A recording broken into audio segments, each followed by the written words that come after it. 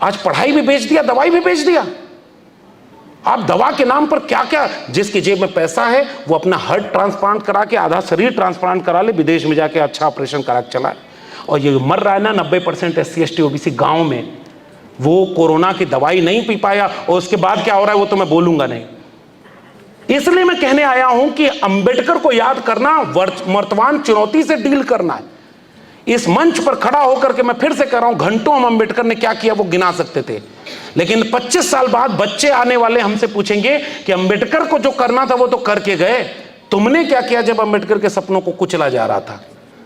तब नौकरी बचा रहे थे हम, तब तो हम जोर से जय भीम बोल रहे थे ताकि सब कुछ अच्छा रहे, उधर भी पुतो मीट तो भुतरो मीट। इस तरह से चीजें नहीं चलती। विचारधारा की लड़ाई को साफ तौर पर लड़ना होगा, और विचारधारा की लड़ाई में कोरोना को गोबर खाने से ठीक नहीं होता। मैं सोच रहा था, इसरो में जो देश अभी भी नारियल फोड़ता हो, और दुनिया में एक विज्ञान और तकनीक डेवलप हो रही है, बिना ड्राइवर के 4 व्हीलर चल रही है, देखा होगा आपने। अब ड्राइवर की जरूरत नहीं, 4 व्हीलर अपने आप चलेगी, इलेक्ट्रिक व्हीकल्स, टेस्ला। रॉकेट ऐसा एलन मस्क ने बनाया कि जहां से वो प्रक्षेपास्त्र छोड़ा जा रहा है, अपना मिशन पूरा करके वापस वहीं लौट आ रहा है। डीप सीक और AI डेवलप हो गया। एक इंटरनेट पर गूगल पर सर्च करिए कि बाबा साहब ने क्या अंग्रेजों से माफी मांगी, नहीं तो अंग्रेजों से माफी मांगने वाला कौन था, तुरंत वो गूगल बता देगा आपको। बाबा साहब जब चौड़ार आंदोलन में तालाब का पानी पीकर लौट रहे थे, उनके ऊपर हमला किसने किया? बाबा साहब की शव यात्रा किसने निकाली? बाबा साहब का अपमान किसने किया? ये सब गूगल बता देगा। तो जो दुनिया AI डेवलप कर रही है, डीप सीक डेवलप कर रही है, चैट GTP डेवलप कर रही है, और हमारे यहां 1 महीने पहले एक टेलीविजन चैनल पर बैठ करके एक आदमी मंत्र फूंक के नारियल को हवा में उड़ा रहा था, ऐसे ऐसे करके। एम्स के लोगों, आपने वो वीडियो देखी कि नहीं, कि इस देश के सामने खतरा क्या है? कि एक बाबा के सामने गया, कहा पत्थरी है, तो कहा वहां हाथ रख लो, फिर उसने मंत्र फूका और हवा में कैंची चलाई, और उसके बाद कहा देखो, कहा पत्थरी गायब, बाबा की जय हो। एम्स के लोगों, आपको उस दिन बोलना था कि इस तरह से जो देश बनेगा, उसके बाद एम्स को बंद कर दो, जरूरत क्या है एम्स की? लेकिन इस देश में कहां ले जा रहे हैं जानते हैं क्यों? क्योंकि वो जो भीड़ वहां पर है वो गरीब है, कमजोर है, अनपढ़ है। पढ़ा लिखा आदमी पहले नौकरी पा रहा है, पढ़ा लिखा आदमी जो समझदार है वो अपने बच्चों को अच्छी शिक्षा दिला रहा है, वो Ashoka Galgotia MT professional university में भेज रहा है। और अगर ज्यादा समझदार पिता है तो गृह मंत्री बनने के बाद अपने बेटा को BCCI का चेयरमैन बना रहा है, धर्म बचाने नहीं भेज रहा है। वो लोग ही धर्म बचाने आते। और बाबा साहब की लड़ाई धर्म की लड़ाई नहीं थी, और बाबा साहब किसी धर्म का देश नहीं बनाना चाहते थे, सब मिलकर मोहब्बत और प्यार से रहें, इसका देश बनाना चाह रहे थे। एजुकेशन बजट खत्म, new education policy, graded autonomy, आपको भी पता होगा, मुझे भी पता है, क्लोजर मर्जर। इस समय इस देश में 1 लाख से ज्यादा सरकारी स्कूल बंद कर दिए गए पिछले 5 साल में, 1 लाख से ज्यादा। उत्तर प्रदेश, जहां तो राम राज आया हुआ, 27,000 स्कूल बंद करने का फरमान आया था। 69,000 शिक्षक भर्ती में SC ST OBC बच्चों को रिजर्वेशन नहीं मिला। देश का सबसे बड़ा स्कैम हुआ है, और आज तक वो वैकेंसी क्लियर नहीं हुई। आरक्षण खत्म है। तो बाबा साहब इस देश के लिए लड़के चले गए, 4 बच्चे कुर्बान हुए, घर कभी संभाल नहीं पाए। और डॉक्टर अंबेडकर, एक बार एक विदेशी पत्रकार आधी रात को पहुंचा मिलने, वो पढ़ रहे थे अपनी किताब पर, कुछ लिख रहे थे, और उसने कहा कि इतनी रात हो गई आप सोए नहीं? डॉक्टर अंबेडकर ने कहा मेरा समाज सो रहा है, इसलिए मुझे जागना पड़ रहा है। इसलिए उन्होंने ये बात कही। इसलिए मैं ये बात कहकर के जाना चाहता हूं कि आज सबसे बड़ी लड़ाई उस विचार को फैलाने की है कि बाबा साहब आपके धर्म की लड़ाई के खिलाफ कैसे थे। एक किताब को पढ़िएगा, द रिडल्स ऑफ हिंदुइज्म, ये बाबा साहब की लिखी हुई किताब। तो थोड़े से अंबेडकर हमारे हो जाएंगे मूर्ति पर माला पहनाने के लिए, ये बहुत दिन तक, ये तब तक चल जाएगा जब तक अंबेडकर के मानने वाले ये होने दे रहे हैं।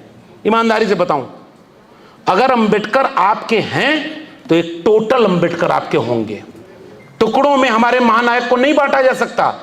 ये इस देश को बनाने वाले लोग हैं, जैसे डॉक्टर राम मनोहर लोहिया, जैसे बाबा साहब डॉक्टर अंबेडकर, जैसे महात्मा फूले OBC समाज के थे, संत गाडगे धोबी समाज से आते थे, और संत गाडगे ने इस देश को समझाया कि अगर खाने के लिए थाली ना हो तो रोटी को हाथ पर रख करके खा लेना, लेकिन अपने बेटा बेटी को शिक्षा जरूर दिलाना। और आज एजुकेशन सबसे ज्यादा इस देश का महंगी हो गई। और मेरे दिल्ली विश्वविद्यालय में प्रोफेसर साहब बताएंगे, जब मैं 2009-10 में दिल्ली यूनिवर्सिटी में आया तो जिस बीए की फीस 3,000 4,000 रुपए थी, आज की तारीख में self finance course new education policy आ गई, वो 50,000 रुपए से ज्यादा उसकी फीस हो गई है।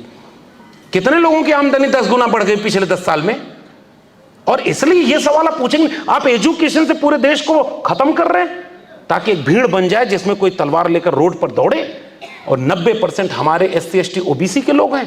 नहीं साहब, डॉक्टर अंबेडकर होने का मतलब यह है कि हर हाथ में तलवार नहीं, हर हाथ में कलम होनी चाहिए, हर हाथ में किताब होनी चाहिए। उस डॉक्टर अंबेडकर को हम अपना नायक मानते हैं, और इसलिए मैं ये किताब आपके बीच में लाया। आप भी नहीं पढ़े, और याद रखना, अगर आप भी मूर्तियों में बाबा साहब को खोजने के लिए फिराक में बैठे, तो जो बाबा साहब के विचारों का भारत नहीं बनाना चाहते ना, वो सबसे बड़ी मूर्ति बाबा साहब की बना देंगे। लेकिन हमें तो अपने लोगों को समझाना है, जैसे हमें OBC को समझाना है, OBC को एकजुट करना है, दलित को एकजुट करना है, और किसी के खिलाफ नहीं करना है। हमने बदला नहीं लेना है, हमें किसी जाति के खिलाफ बदला नहीं लेना है कि तुम लोगों ने ये किया, तुम लोगों ने वो किया। नहीं, हमें केवल ये कहना है कि जितना सम्मान तुम्हारा है उतना सम्मान मेरा भी है, इसी की बराबरी की लड़ाई का हमारा मिशन है।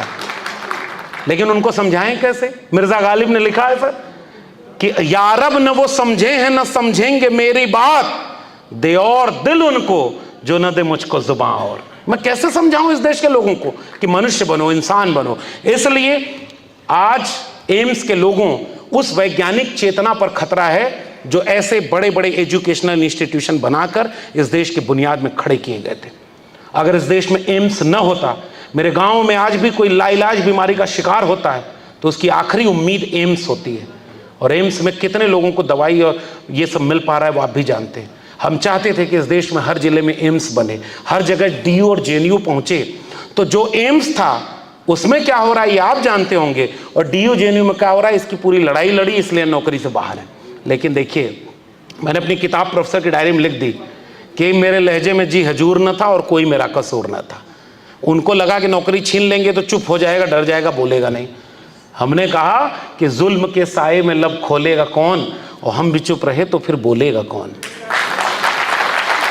आरक्षण का फायदा हमने लिया है साहब, इस देश के समाजवादी आंदोलन का फायदा हमने लिया, बाबा साहब के संविधान का फायदा हमने लिया, और इसी देश में कहा गया आपकी बार इतना पार ताकि देश के संविधान को बदल दिया जाए। इसलिए अब इससे ज़्यादा नहीं कहूँगा, ज़्यादा जोखिम नहीं उठाना। लोकेश जी, आपने हमें बुलाया, और पूरे एम्स के SC ST वेलफेयर एसोसिएशन कर्मचारी संगठन का मैं शुक्रिया अदा करता हूं, और जाते जाते गुजारिश कर रहा हूं, एक तर्कशील वैज्ञानिक दृष्टिकोण पर समानता वाला भारत बनाना डॉक्टर अंबेडकर के सपनों का भारत होगा। डॉक्टर अंबेडकर के सपनों के भारत में धर्म के नाम पर दंगा नहीं होगा। डॉक्टर अंबेडकर के सपनों के भारत में हर हाथ में कलम होगी। डॉक्टर अंबेडकर के सपनों के भारत में जाति जनगणना होगी। डॉक्टर अंबेडकर के सपनों के भारत में प्राइवेट सेक्टर में भी रिजर्वेशन होगा। डॉक्टर अंबेडकर के सपनों के भारत में जिसकी जितनी संख्या भारी उसकी उतनी हिस्सेदारी होगी, तब जाकर के बाबा साहब के सपनों का भारत बनेगा। यह नहीं कि ऑक्सफैम की रिपोर्ट कह रही है 1% पॉपुलेशन के पास 40% संपत्ति का कब्जा है, और बाकी 82 करोड़ लोगों को तुम 5 किलो अनाज दे रहे हो। ये अंबेडकर के सपनों का भारत है। इसलिए नहीं कि हमको अनपढ़ और गरीब बनाया गया ताकि हम सोचना बंद कर दें। हम अंबेडकर को मानने वाले, हम लोहिया को मानने वाले, हम फूले को मानने वाले, हम संविधान को मानने वाले आखिरी दम तक इस देश को पाखंडियों और गोबर वाला देश बनने की बजाय इस देश को तर्क और वैज्ञानिकता वाला देश बनाने के लिए लड़ेंगे। इसलिए क्योंकि जब जंगल में आग लगी, एक चिड़िया अपने चोंच के एक बूंद पानी से उस जंगल की आग को बुझा रही थी। बाकी चिड़िया हंस रही थी कि एक अकेले लक्ष्मण यादव से, एक अकेले ऐसे लोगों से इतनी बड़ी आग रुक जाएगी क्या, बुझ जाएगी क्या। कुछ लोगों को आज भी लगता होगा उनके पास सरकार है, उनके पास ताकत है, उनके पास ऐसी मशीन है, वोट कहीं दो जाता कहीं है, फिर भी जीतते वही हैं, सब कुछ उन्हीं के हाथ में है। हम लड़ेंगे कैसे? हमारे लोग डर जाते हैं, एक कोई कार्यक्रम करा दे अगले दिन नोटिस आ जाएगी, आपके कार्यक्रम में 2 बार नोटिस आ जाएगी, तीसरी बार आप कार्यक्रम नहीं कराओगे। ये खतरा आपके ऊपर है, मैं भी जानता हूं, हम तो नौकरी से निकाले जा चुके हैं।